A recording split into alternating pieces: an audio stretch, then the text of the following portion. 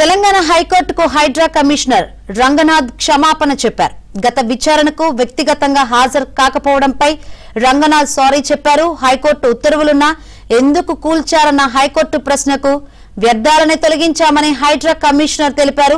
ఇక వచ్చే విచారణ హాజరు నుంచి రంగనాథ్కు హైకోర్టు మినహాయింపు ఇచ్చింది.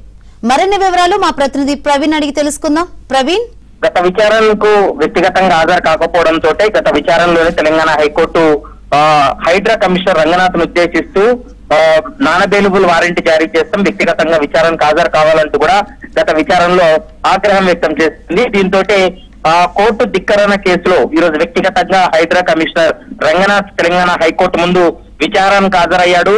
అయితే గత విచారణకు హాజరు కాకపోవడంతో వాటికి సంబంధించినటువంటి వాటిపైన హైకోర్టుకు క్షమాపణ కూడా చెప్పినటువంటి పరిస్థితి కనపడుతుంది. అయితే హాజరు కారణం వల్లనే తాను క్షమాపణలు చెప్తున్నాననేటువంటి అంశాన్ని కూడా న్యాయస్థానం దృష్టికి తీసుకెళ్లారు.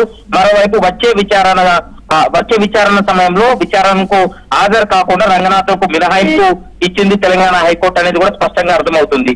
మరోవైపు ఈ కేసులో ప్రధానంగా మనం చూస్తే ఒక